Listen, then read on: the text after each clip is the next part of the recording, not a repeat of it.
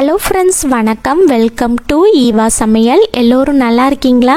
இனி அழுக்கு மெத்தையில் தூங்கணும்னு அவசியம் இல்லைங்க. ஒரு மூடி இருந்தாலே போதுங்க, நல்ல பளிச்சுன்னு சுத்தம் செஞ்சிடலாங்க. இது கூடவே நம்ம எல்லாருக்கும் ரொம்பவே யூஸ்ஃபுல்லான ஒரு சில டிப்ஸும் ஷேர் பண்ணியிருக்கேங்க. வீடியோவே ஸ்கிப் பண்ணாமல் பாருங்கள்.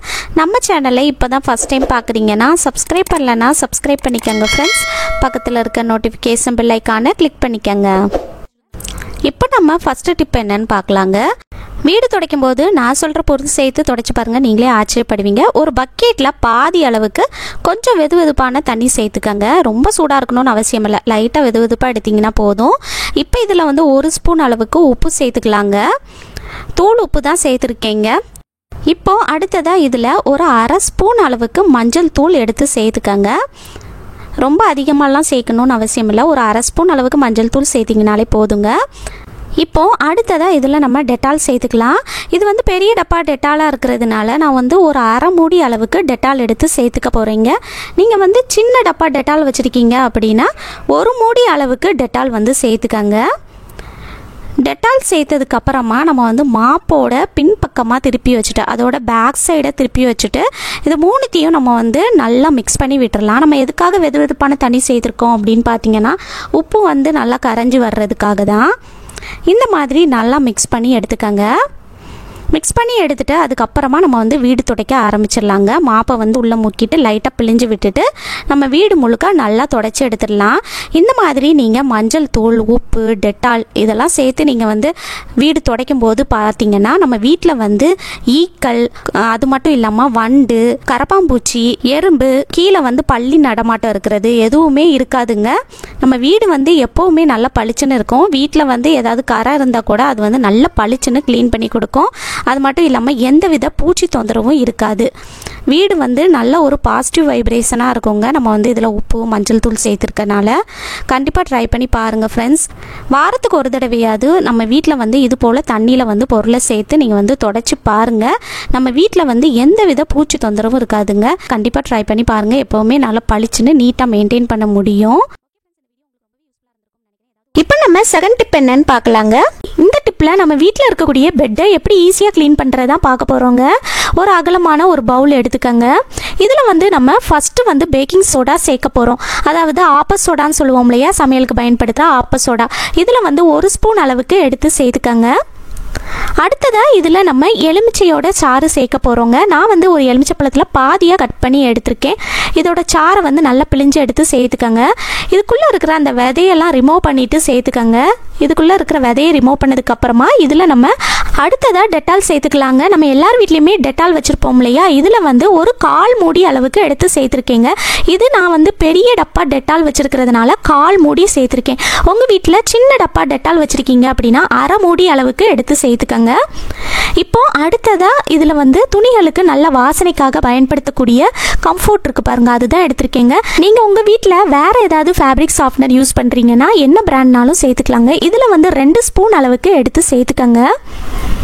கம்ஃபோர்ட் சேர்க்கறதுனால நம்ம வீட்டில் இருக்கக்கூடிய அந்த பெட்டில் இருக்கிற பேட் ஸ்மெல் எல்லாமே நீங்கி நல்ல வாசனையாக இருக்குங்க. நம்ம இதில் டெட்டாலு, பேக்கிங் சோடா, லெமன்லாம் சேர்த்துருக்கிறதுனால அதில் இருக்கிற கிருமியெல்லாம் நீக்கிறதுக்கு அது ரொம்பவே ஹெல்ப்ஃபுல்லாக இருக்கும். இப்போ இந்த மாதிரி ஒரு ஸ்பூனை வச்சு நல்லா கலந்து விட்டுக்கங்க. நம்ம சேர்த்துருக்கிற பேக்கிங் சோடா நல்லா கரைஞ்சி வரணுங்க. அந்த அளவுக்கு நல்லா மிக்ஸ் பண்ணி விட்டதுக்கப்புறமா இதில் நம்ம தண்ணி சேர்த்துக்கலாம். நான் வந்து 2 கப் அளவுக்கு தண்ணி சேர்த்துருக்கேங்க. 2 கப் அளவுக்கு தண்ணி சேர்த்துட்டு ஸ்பூனை வச்சு நல்லா கலந்து விட்டுக்கங்க. அவ்வளோதான் ஃப்ரெண்ட்ஸ், நம்ம வீட்டில் இருக்கக்கூடிய பெட்டு, சோஃபா அதெல்லாம் கூட நீங்கள் வந்து இந்த லிக்யூட் வச்சு க்ளீன் பண்ணலாம். அதில் இருக்கிற கிருமி எல்லாமே அழிஞ்சிடுங்க. நல்ல வாசனையாக இருக்கும். அதில் இருக்கிற பேட் ஸ்மெல்லுமே நல்லா நீங்கிடுங்க. அதுக்கப்புறமா நம்ம வீட்டில் இருக்கக்கூடிய பழைய டிஷர்ட், நீங்கள் உங்கள் வீட்டில் ஏதாவது குருட்டலுக்கு பிடிச்ச டிஷர்ட் இருந்தால் எடுத்துக்கோங்க. அல்லது நம்ம வீட்டில் வந்து ஹஸ்பண்டோட பழைய பனியன்லாம் இருக்கும் பாருங்கள், குருட்டலுக்கு பிடிச்ச பனியன், அதெல்லாம் நீங்கள் எடுத்து க்ளீன் பண்ணுறதுக்கு யூஸ் பண்ணிக்கலாம். அதை வந்து இந்த மாதிரி நம்ம ரெடி பண்ணி எடுத்து லிக்யூடுக்குள்ளே சேர்த்துட்டு அப்படியே எடுத்துருங்க. எடுத்துட்டு அதுக்கப்புறமா நம்ம வீட்டில் இருக்கக்கூடிய ஹாட் பாக்ஸ், உங்கள் வீட்டில் இந்த மாதிரி ஹாட் பாக்ஸ் இருந்துச்சுன்னா நீங்கள் வந்து எடுத்துக்கோங்க. இந்த மாதிரி கொஞ்சம் அகலமான ஹாட் பாக்ஸோட மூடி எடுத்துக்கோங்க. அதில் வந்து இந்த மாதிரி கைப்பிடி இருக்கிற மாதிரி பார்த்துக்கோங்க. உங்கள் வீட்டில் ஹாட் பாக்ஸ் இல்லை அப்படின்னா கவலைப்படாதீங்க. குக்கர் மூடி இருக்குது பாருங்கள், குக்கர் மூடியை கூட நீங்கள் இந்த மாதிரி யூஸ் பண்ணிக்கலாங்க. குக்கர் மூடியில் ஹேண்டில் இருக்கிறதுனால அதையும் நம்ம வந்து கைப்பிடி மாதிரி யூஸ் பண்ணிக்கலாம்.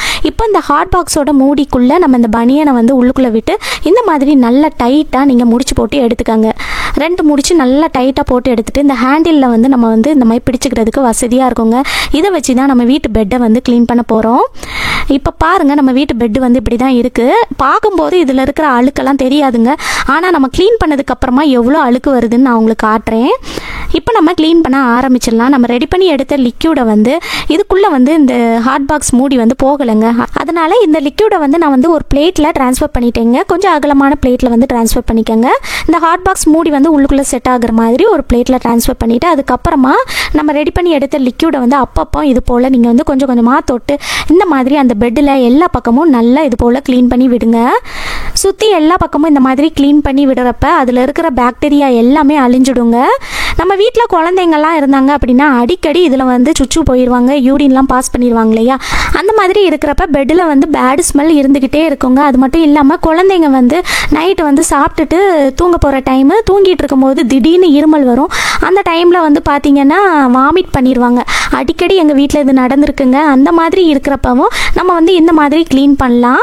இந்த மாதிரி க்ளீன் பண்ணுறப்ப அதில் இருக்கிற பேட் ஸ்மெல் எல்லாமே போயிடுங்க. அதில் இருக்கிற கிருமி எல்லாமே அழிஞ்சிடும். முக்கியமாக குழந்தைங்கள்லாம் நம்ம வீட்டில் இருக்கிறப்ப மாதத்துக்கு ஒரு தடவையாவது நம்ம இந்த மாதிரி பெட்டை வந்து க்ளீன் பண்ணி வச்சுக்கிறது நல்லதுங்க.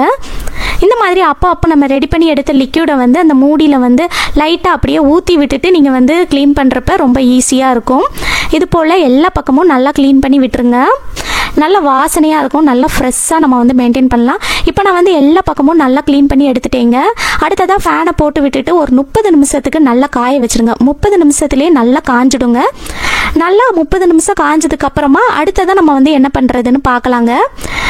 30 நிமிஷம் நல்லா காஞ்சிடுச்சுங்க. இப்போ வந்து பெட்டை வந்து தொட்டு பார்த்தேன், நல்லாவே காஞ்சிடுச்சு. அடுத்ததாக இதில் வந்து நம்ம வீட்டில் இருக்கக்கூடிய பவுடர் இருக்குது பாருங்கள். நீங்கள் என்ன பிராண்ட் யூஸ் பண்ணுறீங்களோ எது வேணாலும் சேர்த்துக்கலாம். நான் வந்து யார்ட்லி பவுடர் எடுத்திருக்கேங்க. இதை அடுத்ததாக பெட்டில் நல்லா எல்லா பக்கமும் தூவி விட்டுருங்க. இது போல் பெட்டை சுற்றி எல்லா பக்கமும் படுற மாதிரி தூவி விட்டுருங்க.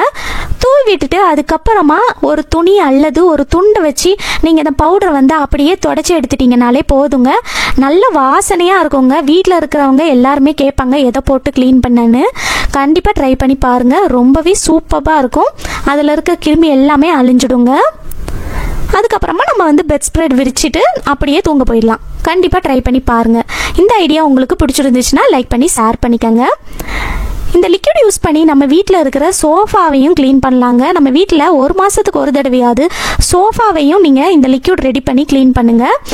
ஈஸியாக க்ளீன் பண்ணிடலாங்க. கண்டிப்பாக ட்ரை பண்ணுங்கள். இப்போ பாருங்கள் ஃப்ரெண்ட்ஸ், நம்ம க்ளீன் பண்ணி எடுத்ததுக்கப்புறமா எவ்வளோ அழுக்கு வந்திருக்குன்னு. முன்னாடி இருக்கிற அந்த துணி கலரை பார்த்துட்டு நீங்கள் பின்னாடி இருக்கிற கலரை பார்க்கும்போது உங்களுக்கு டிஃப்ரென்ஸ் தெரியும்னு நினைக்கிறேன். எவ்வளோ அழுக்கு வந்திருக்குன்னு. இது எல்லாமே அந்த பெட்டில் இருந்து வந்த அழுக்கு தான். நீங்கள் மாதத்துக்கு ஒரு தடவை இந்த மாதிரி க்ளீன் பண்ணுறப்ப நம்ம வீட்டு பெட்டில் வந்து எந்த வித அழுக்கும் இல்லாமல் மெயின்டைன் பண்ண முடியும். கண்டிப்பாக ட்ரை பண்ணுங்கள். அடுத்ததாக நம்ம வீட்டில் இருக்கக்கூடிய பாய் இருக்குது பாருங்கள், அதுலேயுமே ஈரவாடை அடிச்சுக்கிட்டே இருக்கும் இல்லையா. அதில் வந்து ஒரு மாதிரி பேட் ஸ்மெல் இருந்துச்சு அப்படின்னா இதையுமே நம்ம ரெடி பண்ணி எடுத்த லிக்யூடில் வந்து முக்கிய எடுத்து இது போல் நீங்கள் வந்து நல்லா க்ளீன் பண்ணுறப்ப அதில் இருக்கிற அழுக்கு பேட் ஸ்மெல் எல்லாமே போய் நல்லா வாசனையாக இருக்குங்க. அதுக்கப்புறமா ஒரு 30 நிமிஷம் நல்லா காய விட்டுருங்க. காஞ்சதுக்கப்புறமா இது போல் நம்ம வந்து எல்லா பக்கமும் நல்லா பவுடரை தூவி விட்டுடலாம்.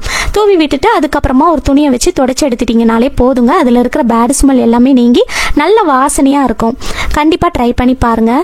ஓகே ஃப்ரெண்ட்ஸ், இந்த வீடியோ முழுசாக பொறுமையாக பார்த்ததுக்கு ரொம்ப நன்றி ஃப்ரெண்ட்ஸ். ஏதாவது ஒரு டிப் அது உங்களுக்கு ரொம்பவே யூஸ்ஃபுல்லாக இருந்திருக்கும்னு நினைக்கிறேன். பிடிச்சிருந்துச்சுன்னா லைக் பண்ணிக்கோங்க. உங்கள் ஃப்ரெண்ட்ஸ் அண்ட் ஃபேமிலி மெம்பர்ஸ் கூட ஷேர் பண்ணிக்கோங்க. நம்ம சேனலை இப்போ தான் ஃபஸ்ட் டைம் பார்க்குறீங்கன்னா சப்ஸ்கிரைப் பண்ணலன்னா சப்ஸ்கிரைப் பண்ணிக்கோங்க. பக்கத்தில் இருக்க நோட்டிஃபிகேஷன் பெல் ஐக்கானை கிளிக் பண்ணிக்கோங்க. தேங்க்யூ.